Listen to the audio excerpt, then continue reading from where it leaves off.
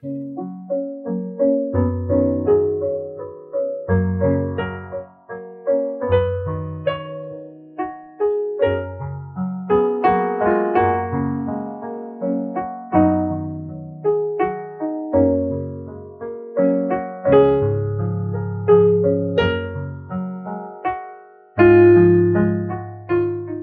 agastanan.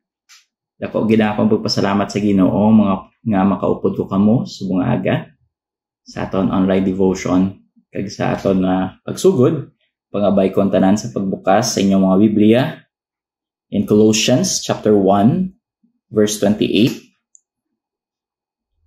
Pagabasahon ko ini ang baldi sa pulos ng Ginoo, whom we preach, warning every man and teaching every man in all wisdom, that we may present every man perfect in Christ Jesus. Sige, before kita magpadayon, mga mutanay, let's pray. Our gracious God, Heavenly Father, we are grateful gid sa imong pulong na pwede namon mabasa. Pagpaagi man sini Ginoo, hangpan namon ang imong kabubuton para sa amon. Tuitian mo kami Ginoo, na ito gid ang mahimaya sa amon pag-apply sa imong pulong. Andumon gid namon kabay pa ang himaya mo sa tanan nga parte sa amon kabuhi. Kaya maanggid gid ang amon batasan kag pangabuhi Ginoo kay Kristo Jesus nga the perfect model of a person that truly glorifies you, Lord God. So kabay Ginoo that we will have that heart just like Christ. Thank you, Lord God. And again, Lord God, ginabalik namon sa iyong pagdayaw. Pagpasalamat. In Jesus' name pray. Amen. Ang topic natin subong is discipleship. Or today's title is the purpose of discipleship. Kung panunod natin, whether we like it or not, may ara kita, may ara gid someone who will disciple us, will teach us, who will guide us, primarily sang nagdako kita ang parents naton, as a father man myself, ginatudloan naton ang aton mga kabataan how to live their lives. Ako man personally sa akon man nga father and mother ko, anong mga ginahimo nila gina-replicate ko man, because that is the beginning sang discipleship. Then later on mag-abot naman ang akon naman nga school, ako diin ang mga teachers naman ang naga-disciple, nagatudlo sa akon how I should live my life, for its betterment nga ma-improve ang akon kabuhi. Natudloan nila ako sa mga things nga that I need para maging equip ako for my future. Kag amo man sa aton lang nga ginatawag lang Christian discipleship.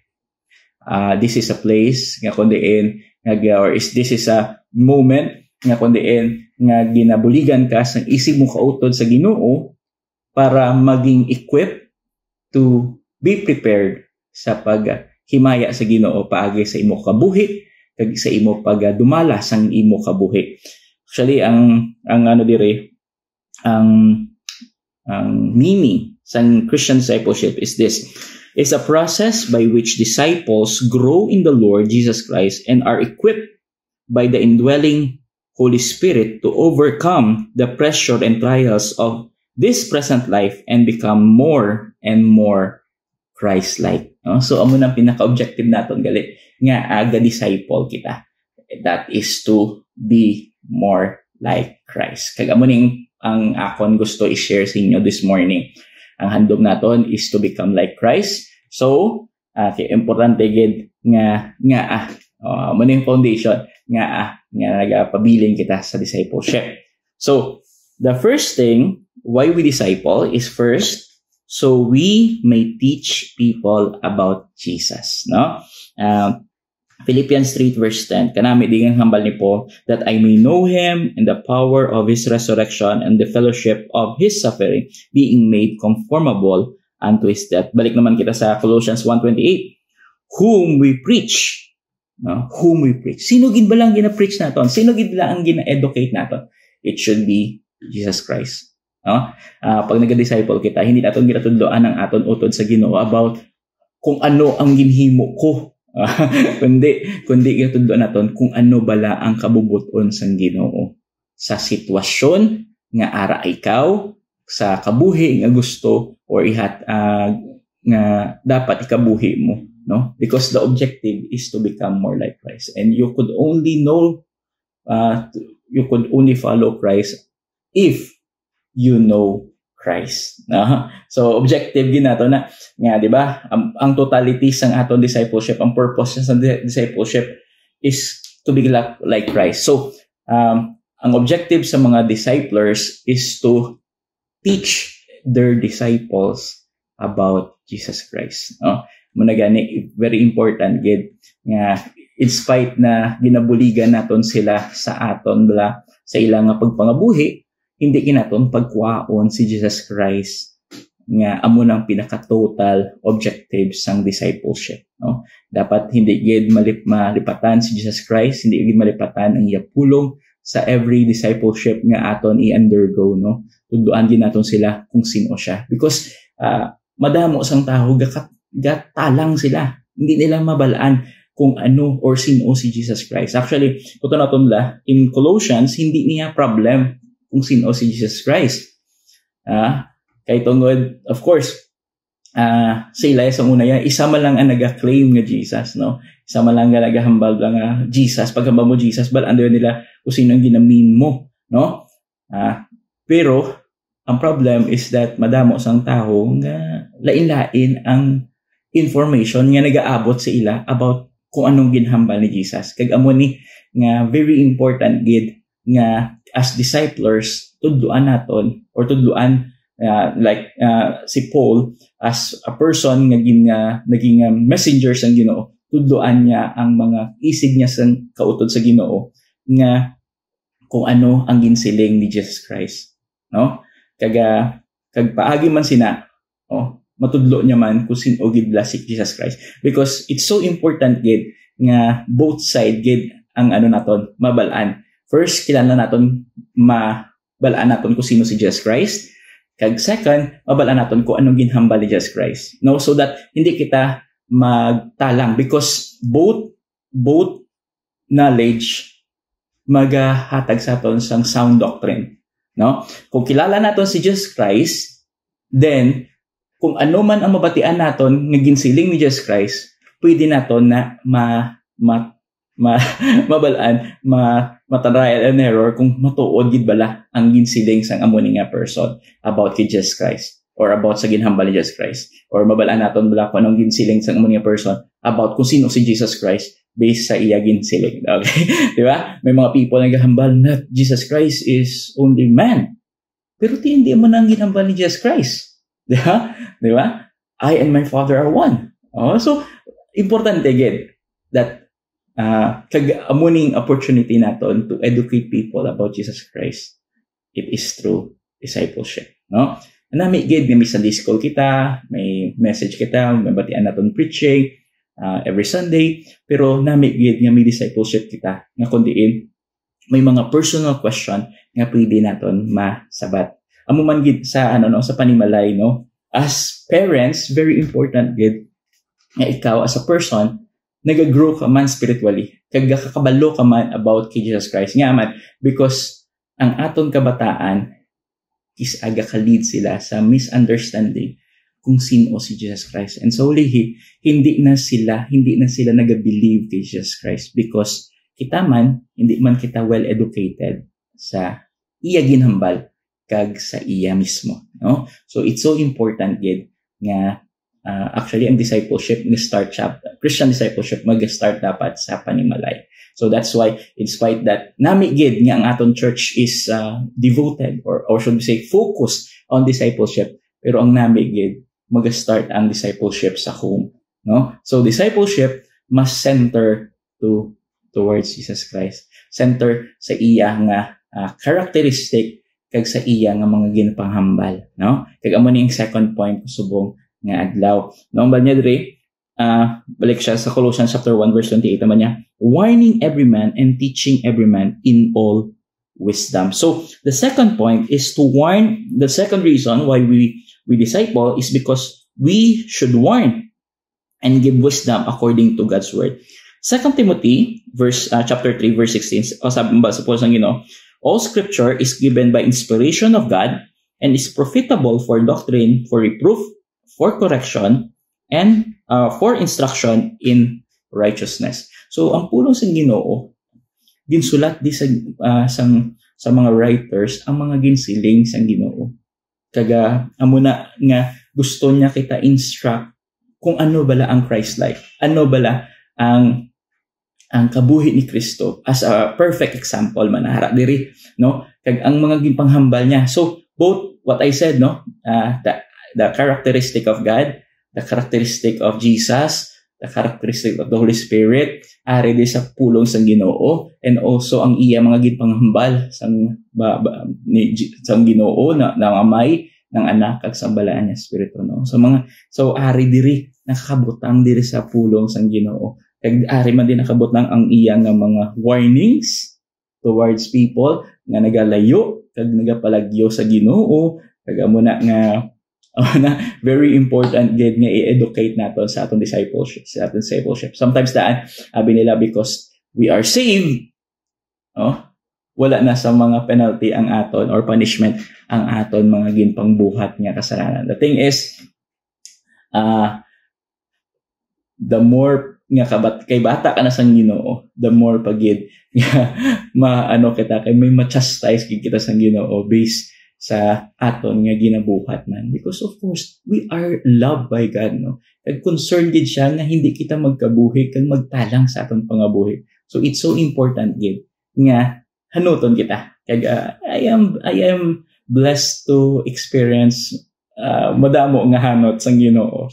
Kay tungod paagi sa mo nga paghanot naibalaan ko nga planggagi ko sang Ginoo kay hindi niya gusto ko magtalang, no. So it's so important gid that as disciples sometimes muna may mga warning kita, no, because Christian life is not an easy life, no, but it is a blessed life, no. It's an full of joy, especially if you are there to please God, no. So kanami gid na pero of course hindi gina matula nga may kinahanglan gid may mga warning to be reminded that if you do this sin, then there is punishment, there is consequence. So amo na bala, no, important gid na. And also there are wisdom, no. Discipleship is we give God glorifying wisdom. Ang objective naton is not to teach them about ang akon personal experience. Munang discipleship, hindi about me. It is never about me. No? It is about God. No? Because ang Ginoo always teaches us kung ano gidla ang mas makapaayo. Sometimes like tingala kita nga balton, ay ang Christian life nga do puros na ng bawal, no? Kung tanon naton bala, let's be honest. Ang tanan nga ginbawal sang Ginoo, kung panumdumon naton, always leads to destruction. Diba? Inom, sigarilyo, vices, babae, kung ano man lang gina-enjoy naton subong, balaan ginaton. Deep down in our heart and biskan pa sa mga information naton nakakagabalaan every day, balaan ginaton, it only leads to destruction of the person who applies it sa kabuhi niya. Diba? Kung sa una, wala pa sila kabalo nga pag smoking will kill you. Will destroy your lungs, no? Ang ilimnon, ang imo liver, no? Ang drugs, ang imo utok. Diba?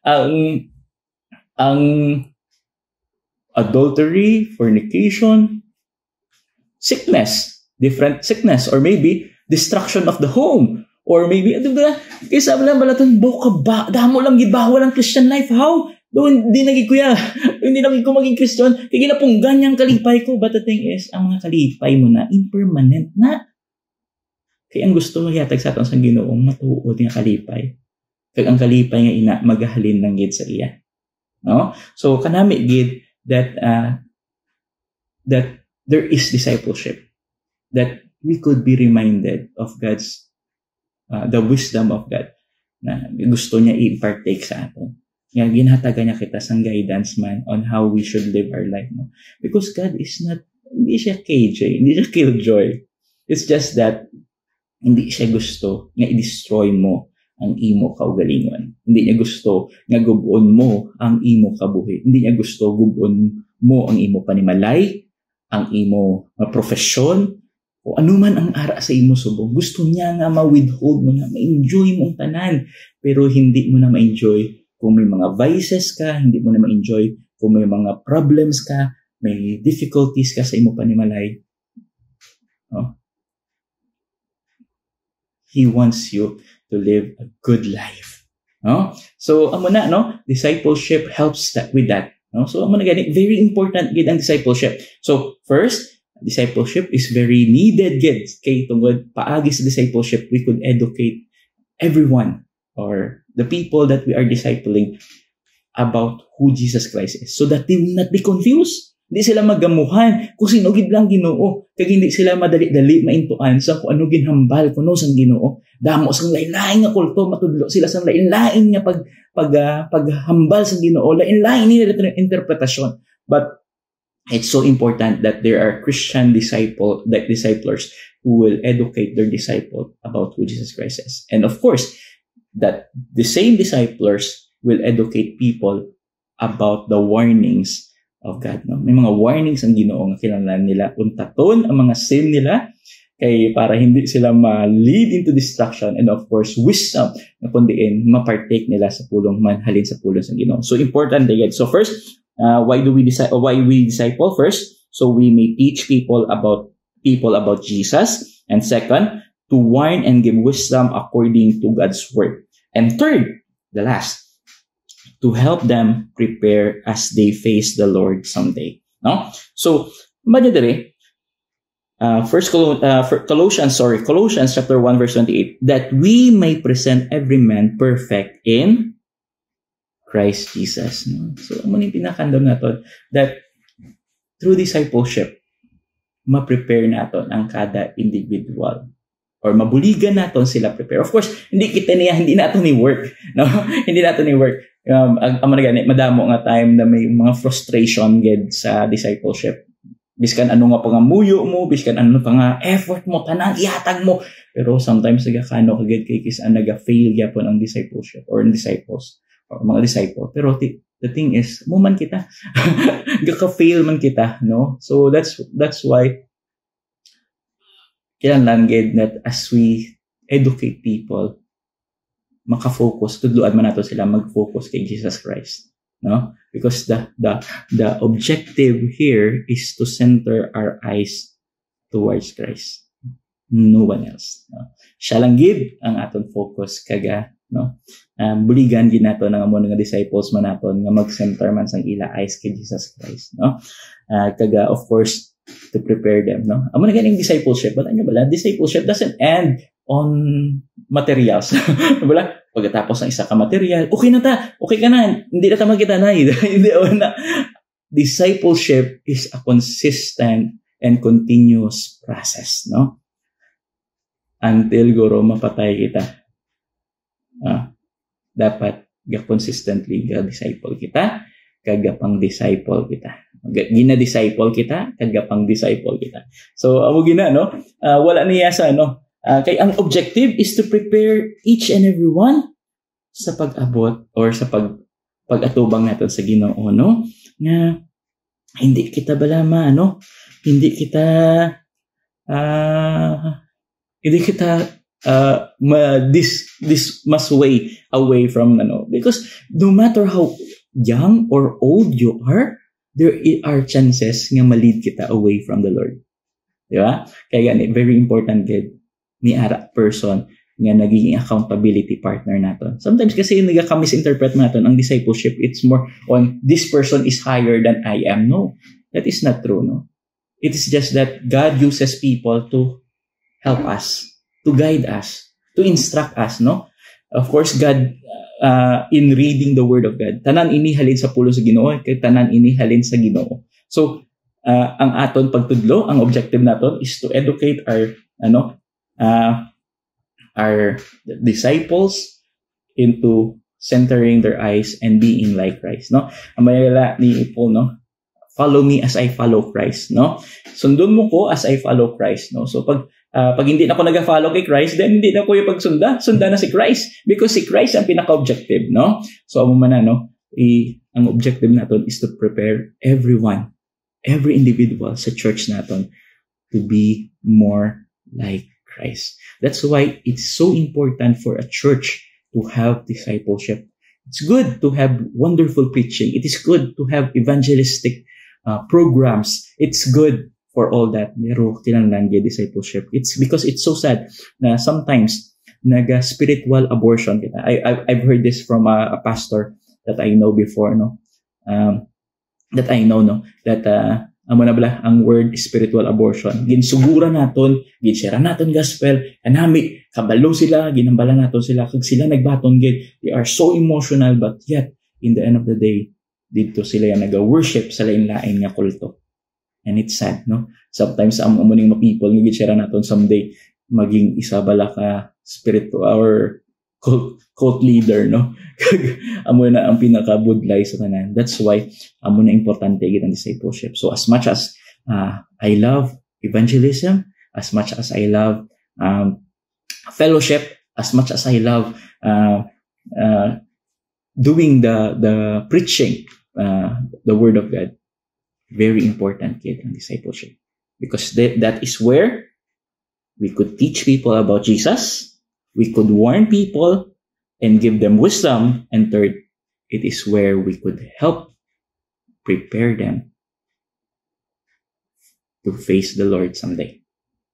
Okay? So kabay, nga tanan kita, whether ang atong discipleship is at church, in school, or at home, we will give emphasis gid sa amuning mga foundation.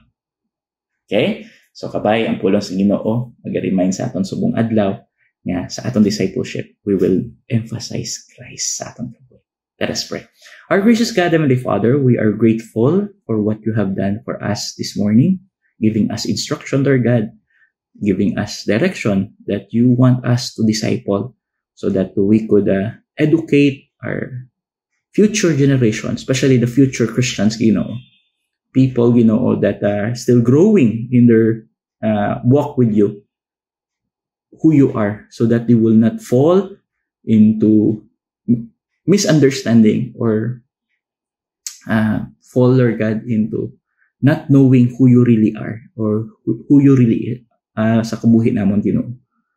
So we pray, Ginoo, na i-bless mo gid ang imong pulong, kag remind mo gid ang kada tanan kami, Ginoo, sa amon paglakaton sa imo. Sa liwat, Ginoo, ginabalik namon sa imo pagdayaw, pagpasalamat, in Jesus' name pray. Amen.